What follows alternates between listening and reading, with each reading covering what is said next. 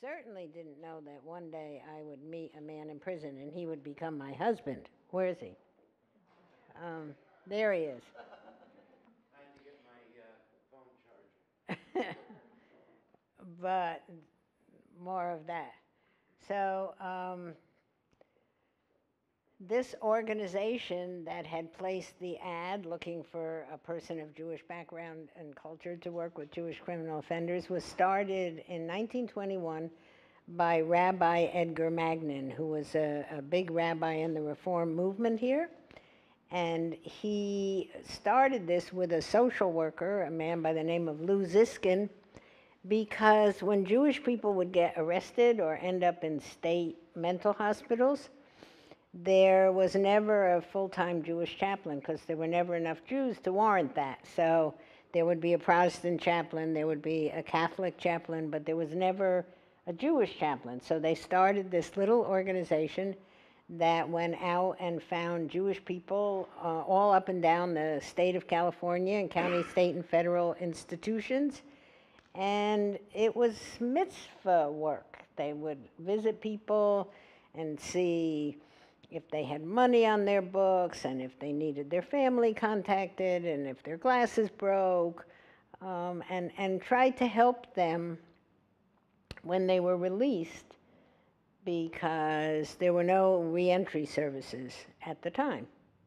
And so that was the purpose of the organization, and I joined a little group of 5 social workers and started doing jail and prison visits. And what I found amazed me.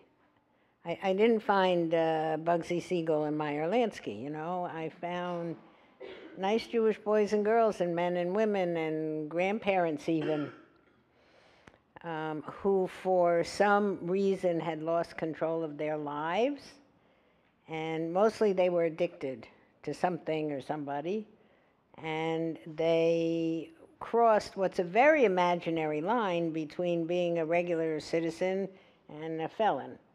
I mean, we think of these things as separate, but basically they're on a continuum, and today you can be president of your synagogue and tomorrow you can be sitting in federal joint.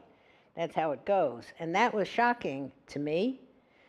And I recognized in the people that I was meeting pieces of me. Like they would be people who were smart and kind and generous and educated, and then they would do terrible things. And it was as if there were 2 separate beings occupying one body. And they would commit to never do such terrible things again, and then they would get out, and fairly soon they would be back in the revolving door, in and out of prison. The recidivism rate was something around 90% at that time. And I tried to understand this, how you could be so smart and so separated from yourself. And I looked for answers. You know, was this person, was it the birth order in the family? Was this the middle child? Was this the baby? I looked to psychology first for answers because I'm a trained social worker. I'm a clinician. How did this happen? A lot of these people came from, quote, good families. You know, their brother was a lawyer, their sister was a doctor, and here they were sitting in jail. These were not people who were raised to end up in jail. What happened? And I'm still looking for the answer, but I have some clearer idea of what happened, and the answers I found were in Judaism. They were in the spiritual realm more than the psychological realm, because this is not a cognitive problem. These are people who know right. They know right from wrong. They know right and they do wrong. So what is that all about? How can that be? All of you might have a piece of this in yourself, right? You know you shouldn't have the second piece of that bread pudding, but you did, right? You know what I mean. You want to be thin, but you eat more than... So all of us have a piece of this. We have warring voices going on inside of us. And at some point or another in my very brief and not deep study of Jewish teaching, I found answers. I found explanations for this condition, that we are all, as human beings, at war with ourselves in some way. We have within us opposing inclinations. In Judaism, they call this the Yetzer HaTov and the Yetzer Hara, the good inclination and the evil inclination. And interestingly enough, in Jewish teaching, and Mark will say more about it because he's the rabbi, I'm the social worker, but I'm allowed to say this, right?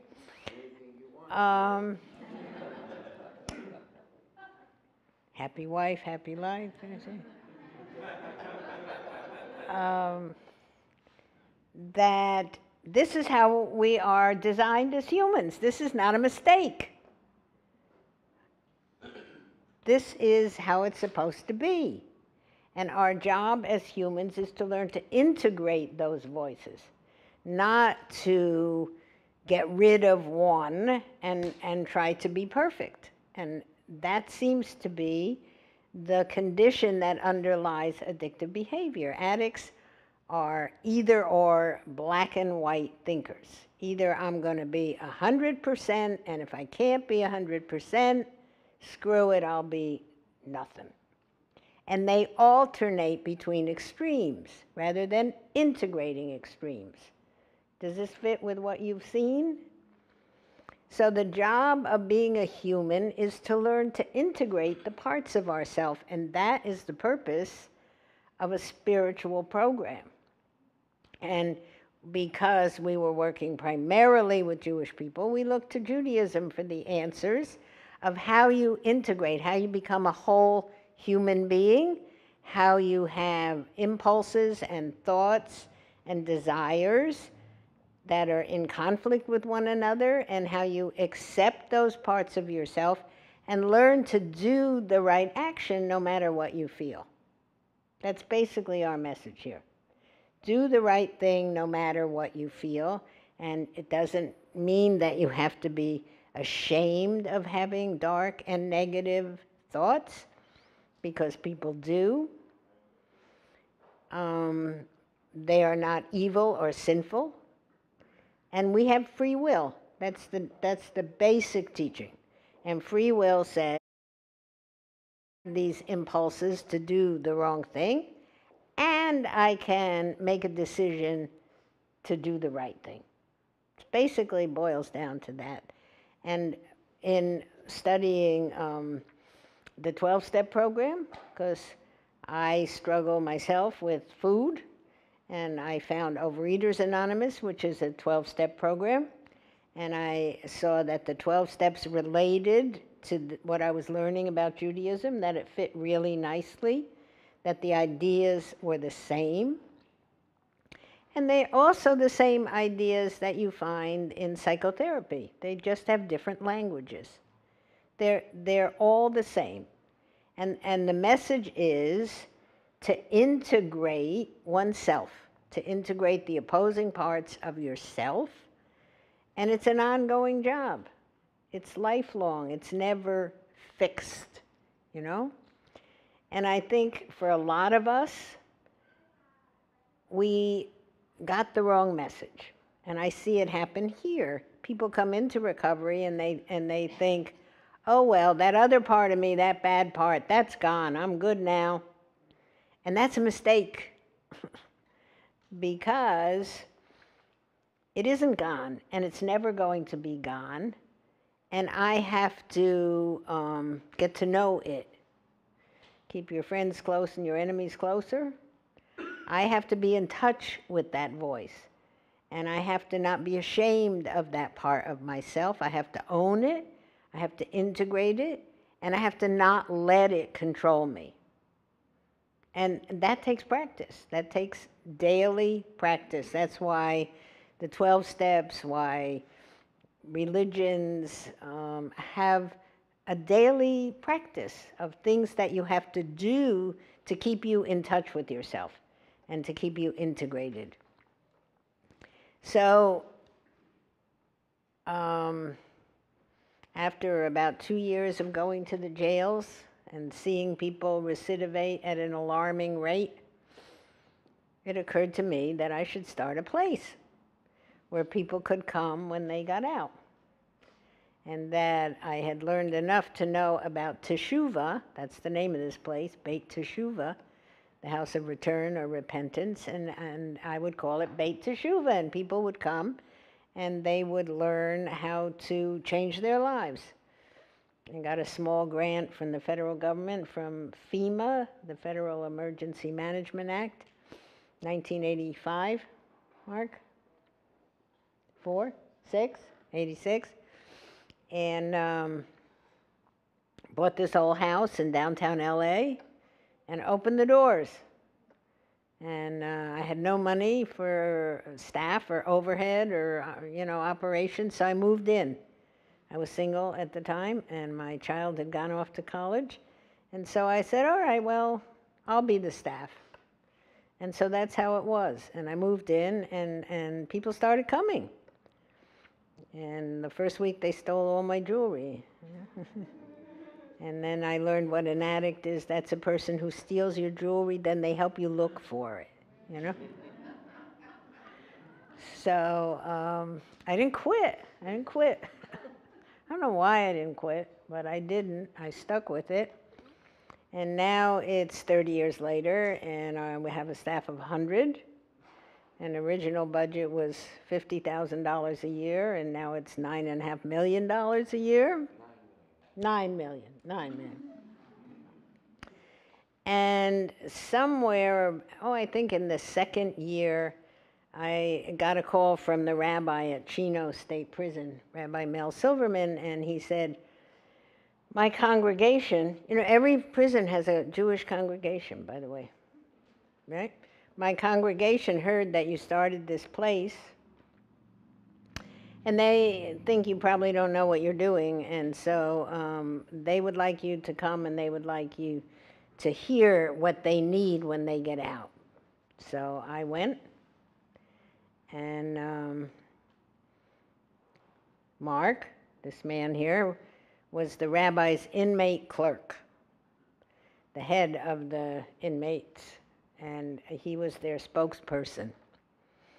And he was very dismissive of me as a bleeding heart social worker, and he said, how do you know what we convicts need? And I said to him, look, asshole, I said. I'm out here doing this thing, and you're in here laying around. When you get out, why don't you come help me? And so one day he showed up. And he said, remember me? I'm here to help you. And he can tell you the rest of his story. Why don't you do that, and then we'll do Q&A, okay? That's what I say. You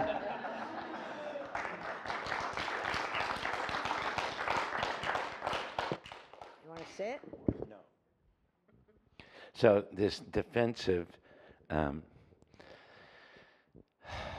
nasty woman shows up. And we're just trying to help her and help ourselves, but, we're not sure who was more surprised that I showed up and said, here I am, Harriet or myself. And we went to work together.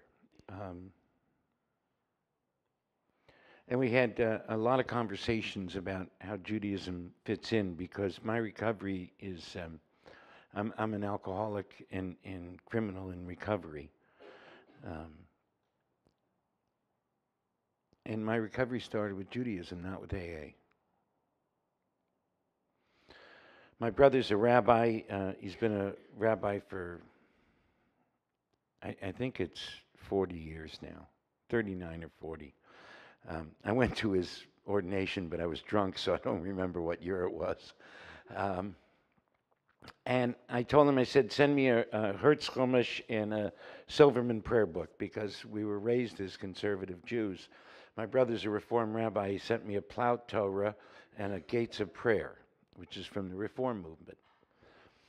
And I didn't get mad at him.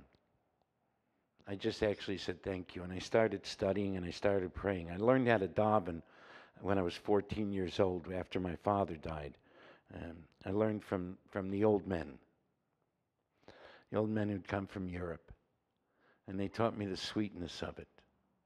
They taught me how to find my soul and fill my soul from prayer and from study.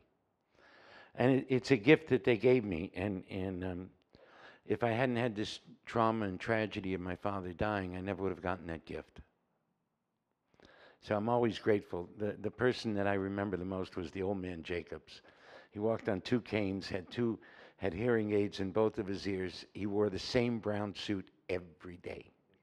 Because I was in shul every day, morning and evening. And he just sat me down next to him, and he would show me the pages, and he would show me how to daven just by the way he did it. And I learned, and one day he says, you lead. And that day that I led services, the morning prayers, it still stands out for me, because afterwards he just came up and gave me a kiss on my cheek and a pat on my head. And that was the world to me. So when I went to prison for the second time, and my brother sent this, I just started studying. I started studying Torah, and I started davening again. I never really knew Torah. I mean, I read it and all that stuff, but I never knew it. So with all due respect to my learned colleagues, the first thing I caught was that Adam and Eve hid. That was the real sin of the Garden of Eden. They made a choice. God said, don't do this, and they made a choice to do it. That's exercising free will. That's not so bad. But God said, Ayeka, where are you? And Adam and Eve hid. They lied.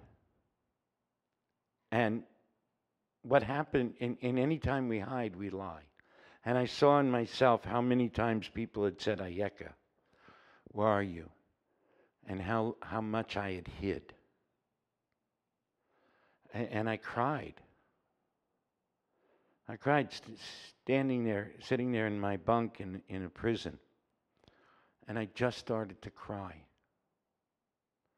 Because I realized how I hid from the legacy that my father gave me, a good name. I hid from my sister, from my mother, from my brothers. I hid from everybody. I hid from my daughter. And I realized that, and I saw that it comes from someplace. And then I started reading about our heroes, and our heroes are great people, Abraham, Isaac, Jacob. And none of them are perfect.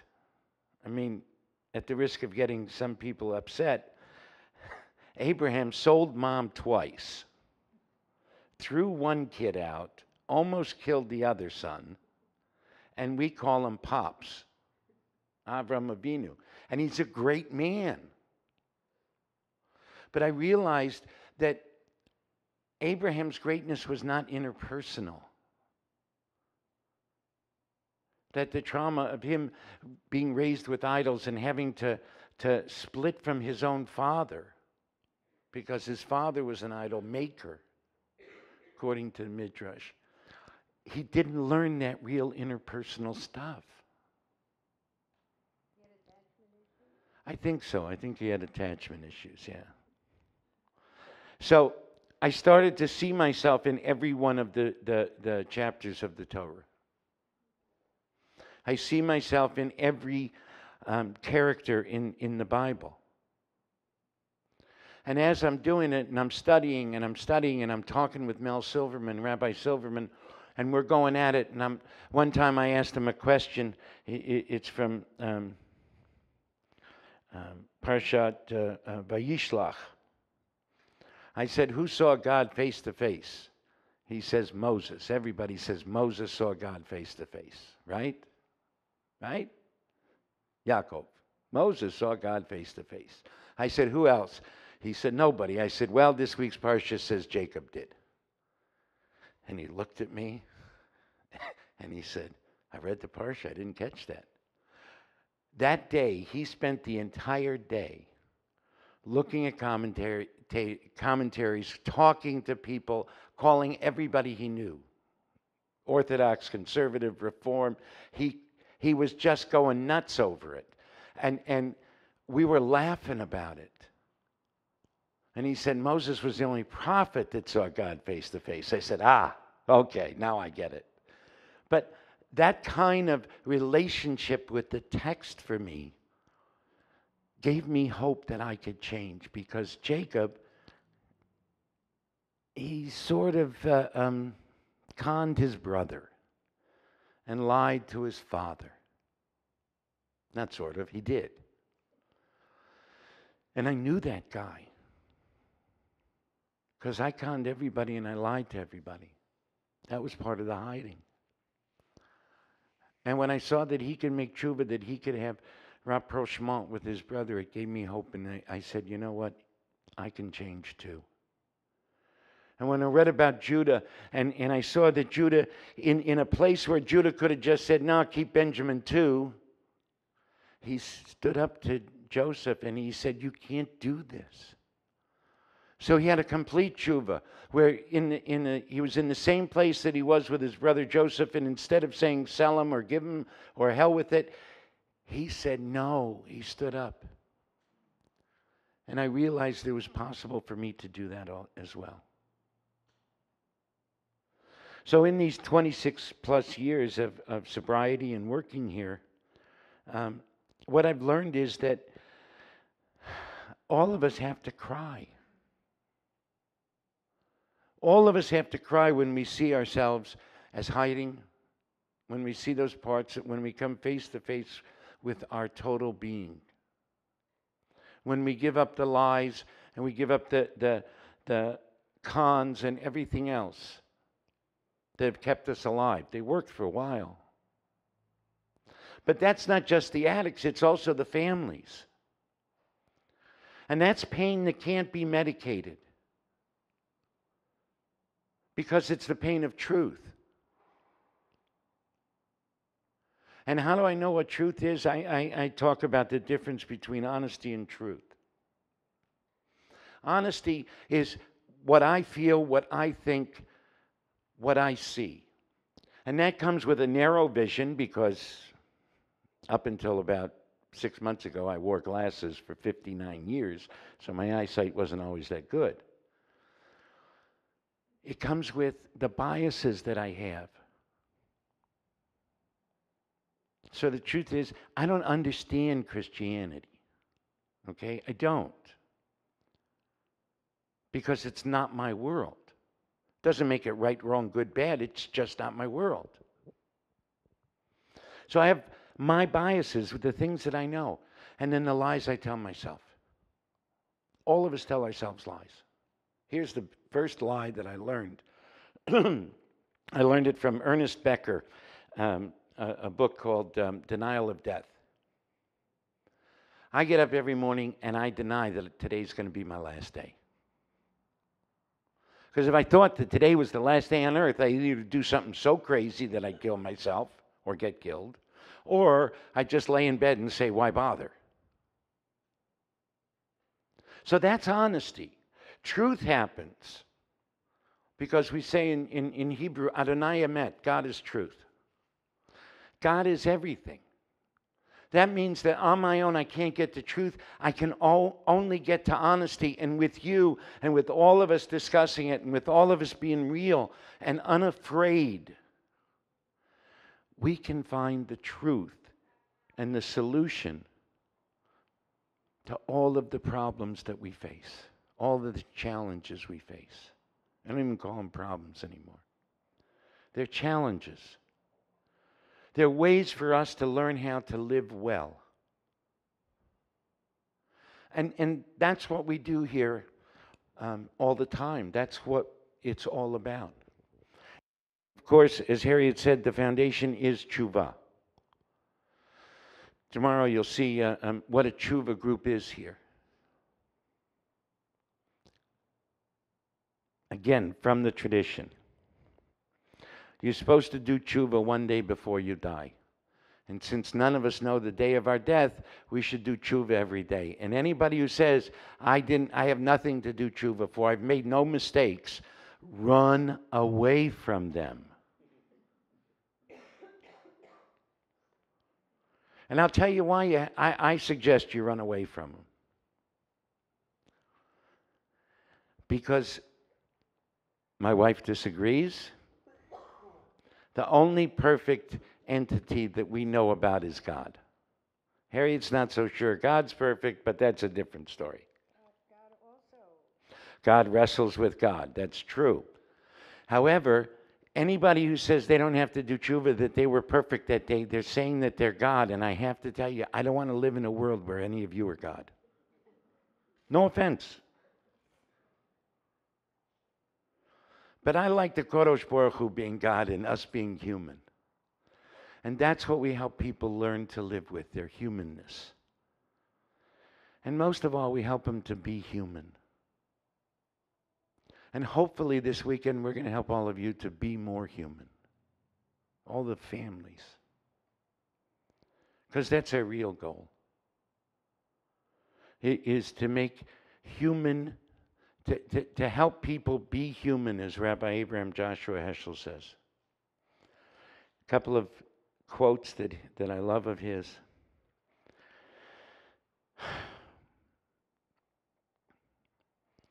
A lot of people say, what's new? Oh, nothing. Same old, same old. Actually, some people even say, same shit, different day. Well, Rabbi Heschel says, indifference to the sublime wonder of living is the root of all sin. When you're indifferent, when you don't notice, when you're not involved in the beauty of life, you're here right now, right this moment, and it's pregnant with possibilities and with joy and with love and with learning. If you're not in it, you're the problem. There's something sacred at stake in every moment. And my job and your job is to find out what that holiness is. And if you want to do a great cheshbon nefesh inventory for yourself, in his book, Insecurity of Freedom, Rabbi Heschel says, humans say, what am I getting out of life? God says, what's life getting out of you? If you want an interesting writing assignment, write down for a week, what did life get out of me today? And that's how we help people. That's what our program is. That's how we understand Judaism. Judaism is the first book of recovery. The Torah is the first book of recovery. Recovery from the human condition of brokenness. And now, questions. So,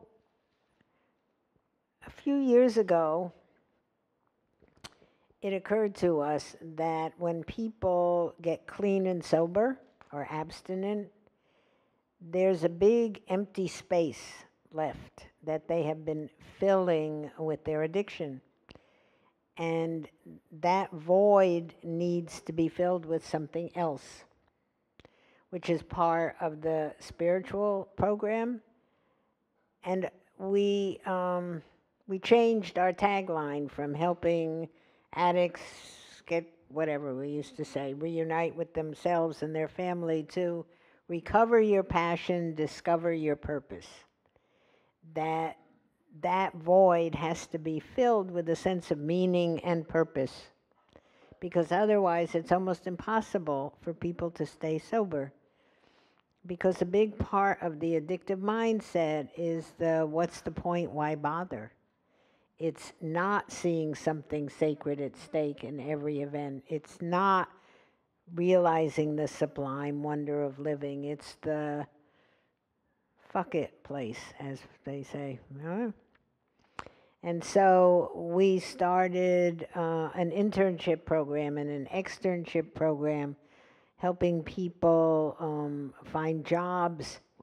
Actually, 85% of our staff are former residents of Beit Shuvah, in 80 in every department, in counseling, in the kitchen, in maintenance. We started a graphic design and marketing company that trains people in social media and videography and journalism. We have a thrift store. And the point of the internship program is to help fill that void place by giving people a reason to live, something to get up for in the morning, someplace where they can make a difference, where they can get a sense of self and self-efficacy and feel that they matter and that they have a contribution to make. And so it isn't about just getting off drugs and alcohol. Drugs and alcohol are not the problem. They are the misguided solution to the problem of being a human being. I think that's that's the takeaway here, okay? People don't turn to drugs and alcohol and other destructive behaviors because they feel good. They turn because they're in pain and they feel empty and they're looking for something and they're looking to matter and they're looking to know who they are. And that fills that hole for a while. And you take that away, you have to find something else to put in its place. The field of addiction these days is moving in a direction that's very distressful to us. It's moving toward medication-assisted treatment. Pharmaceutical companies are behind it. They're not looking at the soul. They're saying, just take this Suboxone, which is the new methadone, and you won't want to use, but they're not looking to fill that hole in the soul. We're a holdout here, looking to help people find themselves and find meaning in their lives, and not just pop a pill and get instant gratification. Because finding a purpose in life and living a life that matters is difficult. It's difficult. It's not a quick fix. There's no one way, you know? It's a struggle. It's a constant struggle, and to be willing to do that, you have to have some higher reason, some higher purpose. So that's what we're trying to fill here. And then we have a whole host of creative activities. We have a band, and we have a choir, and we have a play, which you'll see tonight. And we have an organic garden, and we have mind body and creative writing, and what else we have? Art, yoga, woodworking, surfing. I mean, if you can't find something here, you're dead. You know what I mean? There is something here for everyone to ignite that spark of life, which gets lost in the process of addiction. And so that's the bigger picture. Yeah, and just so you know, Harriet said we have a $9 million budget. Client fees and our thrift store and Creative Matters make up about 4.5 to 5 million of the 9 million. We have to raise. Every July 1st, we get up July 1st in the morning, and we know we have to raise 4 million, 4.5 million to keep the place open, because there's a lot of people that don't pay $10,000 a month, that don't have insurance. And we're a long-term program because you're not going to get fixed in 30 days. You won't get fixed in 6 months. You'll be on the road to wellness. And so we have this same policy well, let me go back. There was this woman, a blessed memory, Pauline Ledeen. She was the original Jewish jail lady. She had a card that they didn't even they hadn't, she had a card to get into jails and prisons that when she would go to a jail, to a prison or a jail that didn't know her, they would have to call up to Sacramento to find out what this card was. And it was the only card left that got you into every penal institution in the state of California. Pauline was a lawyer. She went to work as a volunteer and then as a staff person because she couldn't charge people who were in trouble and didn't have the funds, and she couldn't say, well, if you don't have the money, I won't help you. So we have this policy that we've had ever since Beit Shuvah started, that we take everybody whether they can afford it or not. If you're appropriate, you know, if it's a match, if we're right for you and you're right for us, if we believe we can help. We started out saying if you were from out of state, you had to pay full out of state price. That lasted for 5 minutes till the first person called. And our board has never stopped us from doing this. This is a real Jewish charitable organization.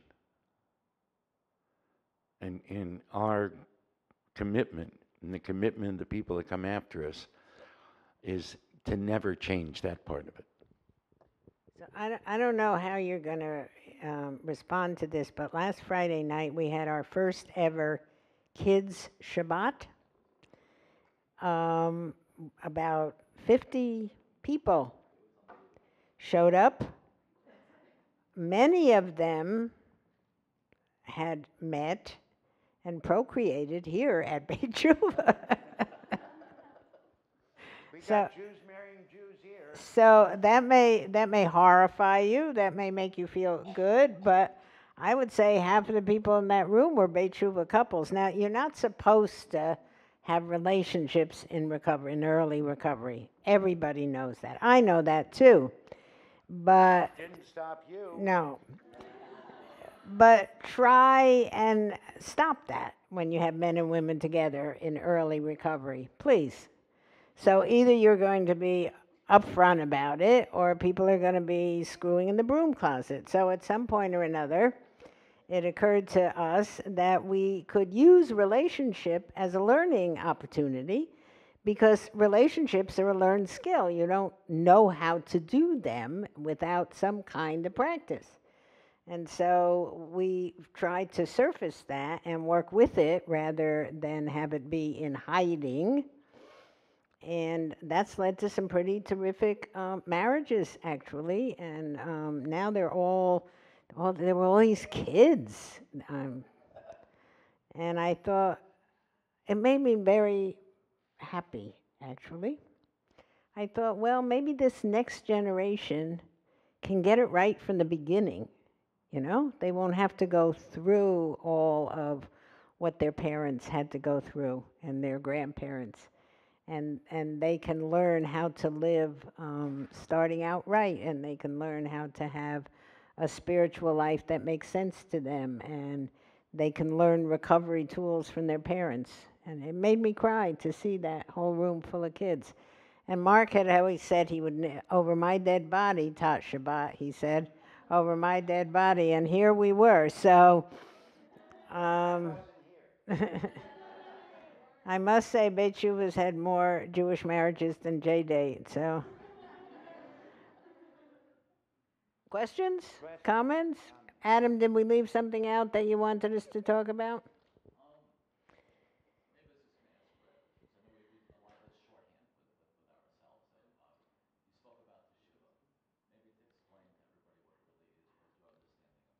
Well, okay. I think that those of you who Teshuvah and the fourth, fifth, and sixth steps of AA are almost identical. That is the place where Judaism and the 12 steps actually come together in terms of what you do when you have made a mistake, when you have erred. The fourth step of AA says you make a searching and fearless moral inventory. You look at yourself and you admit your wrongs, and you ask God to remove your defects of character. That's the 12-step part. And the teshuvah part, Rabbi?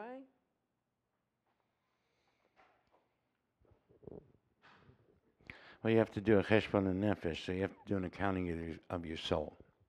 One of the differences for me is that an accounting of my soul has to be the positive and the assets and the liabilities. So I have to see what I do well as well as what I do not so well. And you'll see this tomorrow, right? They're going to do tshuva groups. So you'll see this tomorrow. We have missing the mark and hitting the bullseye. And I do it in 4 columns, 5 columns. What was the action? What made it right? What made it right to do the right thing? What made it right to do the wrong thing? In my mind. Who was impacted? How they were impacted? What did you learn? And what's the tshuva? So if it's something that we have to repair, how am I going to repair this damage? What's my plan on not doing this again? How am I going to make restitution? And how am I going to restore the dignity to the other person? Because ultimately, tshuva is about restoring dignity. Because anytime we harm somebody, we're treating them like an object. Think about this. If you see the humanity in another person, how are you going to try and kill that tselem, that image of God that the other person brings out, has within him? You have to see him as an object. So ultimately, for me, tshuva is restoring the dignity to another person, and in doing that, I'm restoring my own dignity. And I have to have a plan on how I'm not going to do it again. And in my tshuva group, we spend a lot of time on what did you learn? Because there's got to be a learning with it. And for the things that we've done well, it's the same categories. And how are you going to enhance it?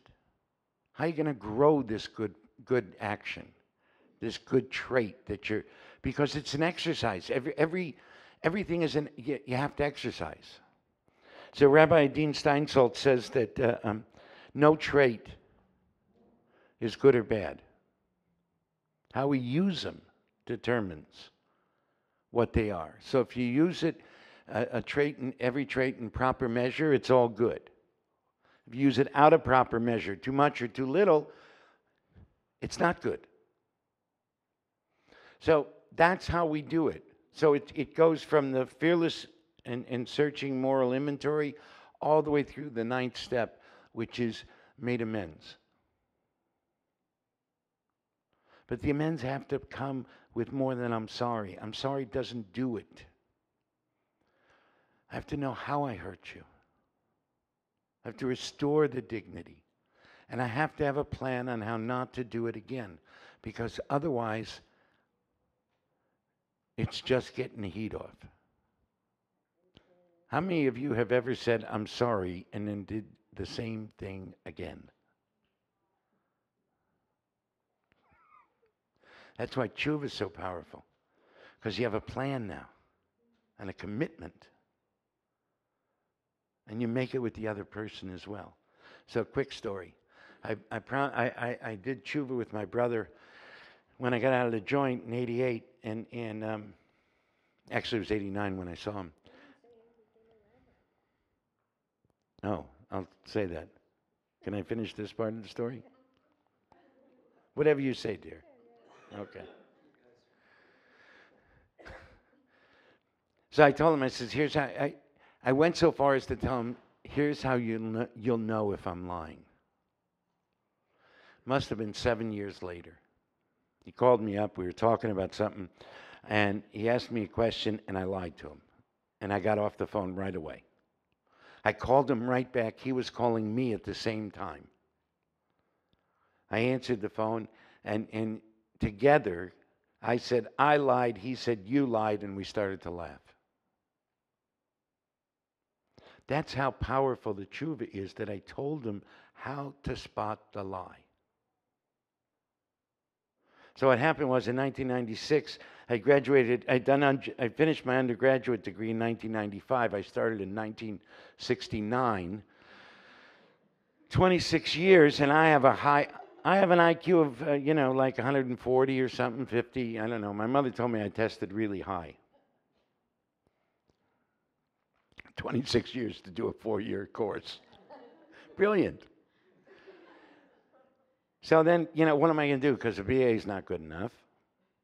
And I started to go to school for marriage and family therapy, and I was throwing up from it because it was just, ugh. And Harriet saw in the paper that that at that time University of Judaism was starting a rabbinical school. She said, "Go apply." That night I was going to speak at Valley Beth Shalom. I used to do the prevention stuff, and actually I've had every job except founder now, and executive vice president here. And so what happened was my friend, who I've studied with for 23 years, Rabbi Ed Feinstein, said, "Go to Ziegler." Next day I went, and I went for the application. I had a week to get the application in, one of those graduate school applications. And I did it, and I took my GREs in a week.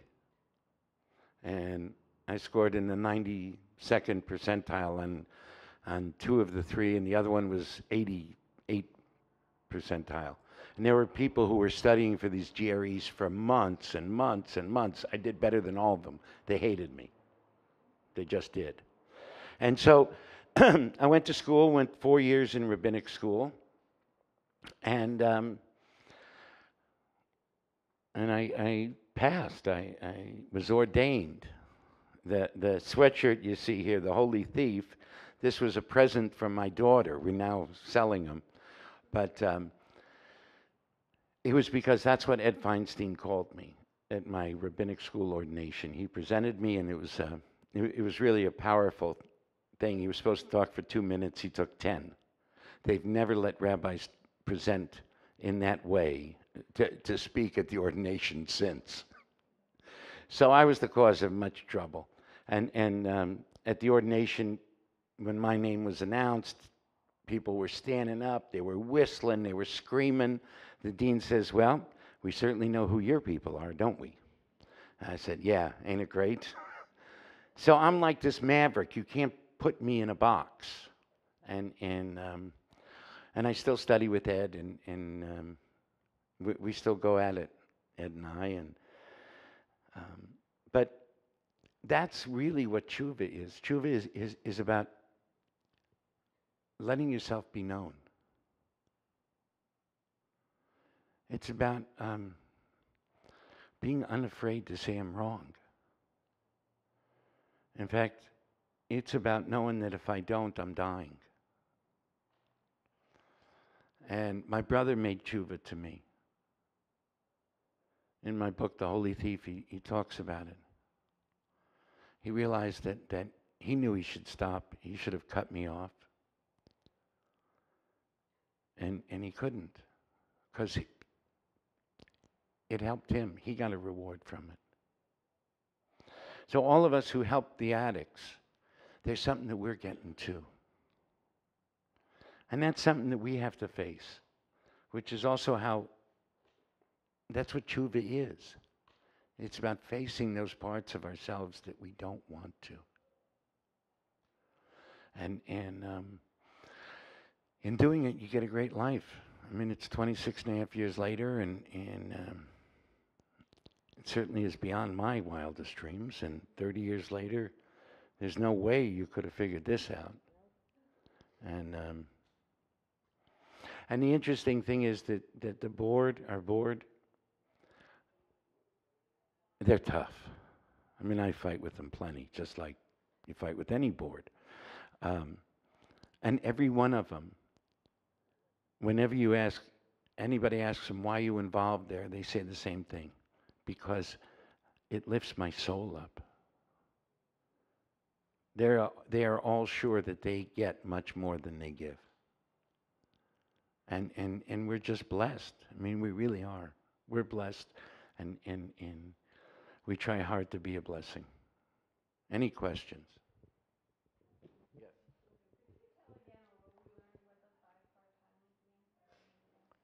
What? Yeah, the 5 parts of tshuva. Well, actually, you're going to see him. You'll see him tomorrow. What I did, what made it okay, who was impacted, how they were impacted, what did I learn, and what's my tshuva. 6 things. Yeah, that's pretty good. I remembered. I'm proud of myself. Is that right? Ashley, are those the columns? Good. AA says that we're sober one day at a time, depending upon the nature of our spiritual condition, which means that one has to be constantly in touch with one's inner self. You know? I mean, most people don't even know they have a spiritual condition, I think, or care about it, or bother to know what its state is. But if you are in recovery from whatever, if you are living a life of recovery, then you have to be constantly monitoring your inner life and the places where you're inconsistent or incongruent, where you say one thing and do another thing, where you are not integrated in the way you're living. This is really hard work. This isn't, oh, I give up drugs and I go back to whatever it was that I was doing. You know? This is a daily struggle for people to be in recovery at least 51% of the time. You know? We say it's a 2% shift from 49 to 51. You just have to be on that side of it more than not. And to know when you're beginning to have thoughts that are going to take you out, because it's a disease of perception. Long before a person gets loaded or goes to the casino or does whatever else they do, they have been in a state that is not well inside of them. Their spiritual condition has changed before they pick up. So it isn't the drugs that's the problem. It's the thinking that leads you to say, nothing matters, why bother? You get it? Yeah. And another thing for families is that you have to take a look at yourselves. You have to see, how have I interacted with my quote-unquote addict? And what's my part? Maybe 1%. I doubt it's only 1, but it might be only 1. And you still have to make amends, and you have to do tshuva for your 1%. Because the easiest thing as a parent is to blame the kid. I mean, my mother's wonderful. She used to say, she denies it now. It's very funny. I just spent 5 days in Cleveland in minus 20 degree weather, moving my mother from a condo to independent living. And we were talking, she says, I never said that. I said, Ma, you're lying. She says, well, I don't remember saying it. She used to say, Gott in Himmel, what did I do to deserve this? And always pointed at me. Never my brother. And so there was a dance we did. My mother and I did a dance. My mother didn't want to know what was going on. My brother didn't want to know what was going on. My other brother, Oliver Sholem, he should rest in peace, he knew what was going on, but he was gaining something from it.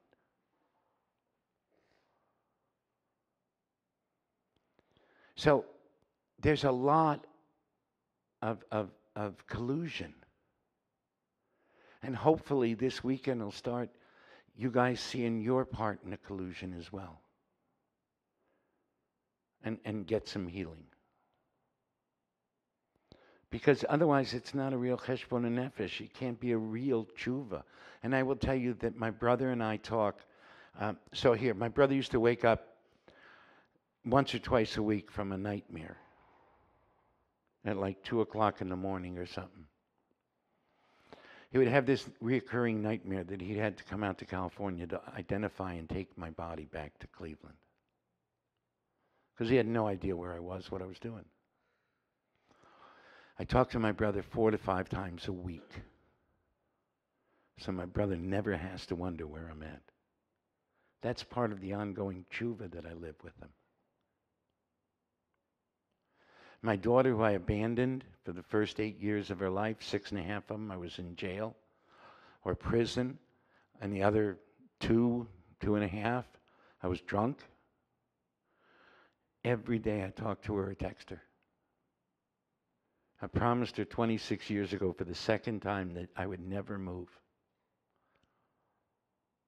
And I've kept my word. And she knows it. That's how we've healed. Because I took my responsibility. My daughter's in recovery. She took her responsibility. And I had to make amends to her that I let her get away with it. Because I didn't want to believe. I'm a professional. I didn't want to believe it. I came up with every excuse that you all came up with at one time. And I know better. And we talked about it. And I made my amends to my daughter for that. And the relationship we have is fantastic, really. She flew to Cleveland with me. Not with me, but a day later to help me move my mother. My sister flew in from New Jersey. My brother, he's in Israel. He didn't fly in. I told him he owes. He said, I know. It's going to cost me a lot.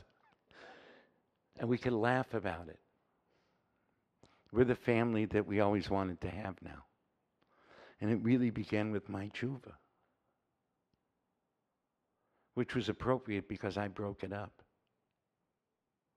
with my actions.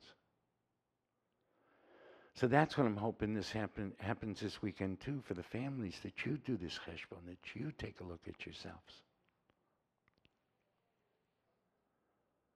Because that bond you can make, or at least start to re-sew that fabric, it'll be so strong and so beautiful, and really you'll see holiness. I know that, because I've witnessed it in my life and in the lives of other people. We got a few more minutes. Comments, questions? Yes.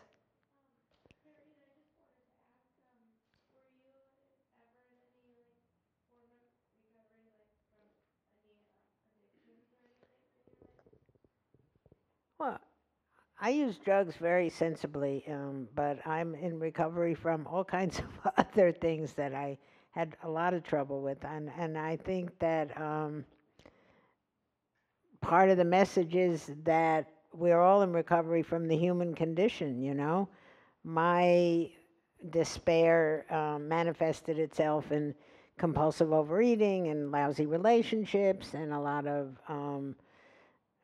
fluctuation between thinking that I could make a difference in the world and wanting to stay in bed and die. And I lived in a lot of duality and a lot of extremes and a lot of despair. You know, years ago, I was living in New York. I had a friend who was an alcoholic and that I helped find AA. And she said to me at some point, you know, it's really too bad you're not an alcoholic because you could get some help. You know, I was just miserable, you know. And that was before I realized that we all need to be in recovery. And my thinking now is either you're in recovery or you're in denial, because all of us have the same kind of struggle, you know? So, yes, did that answer your question? Nobody else? Comments? What are you thinking? Is this what you expected? No? Huh? Better than you expected? Yes. CSW, and I just like how to, I mean, I love what happens here, and I would love to see this taken into the world in a bigger way. Because like you talked about earlier, there are a lot of high-end treatment programs, but they're short-term and they're not as effective. And what you're doing here, I just keep thinking there must be some way to bring this forward more. I mean, it's such Are you a shill? Are you a shill? A shill? Not everybody understands shill, Harry. Oh. You know, you've been on the street too Oh, long. somebody that we paid to ask that question. Because why don't we take this model out into the world, you know? Because we now have this lovely building and we're starting something called the Institute, the Elaine Breslow Institute. Our next big mission is to train other professionals in this model, to help doctors learn more about addiction, to help clinicians learn more about addiction, and to learn about integrative treatment and what we're doing here, because I agree with you that other people really ought to know this.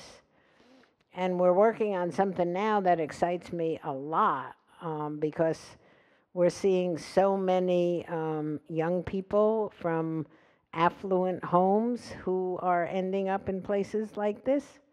And we're working on a program called the Trauma of Privilege. Ironically, it turns out that privileged kids manifest a lot of the symptomatology of abused and neglected kids. And we think the world needs to know about that too. So, yes, we are about training other professionals now. So thanks for asking.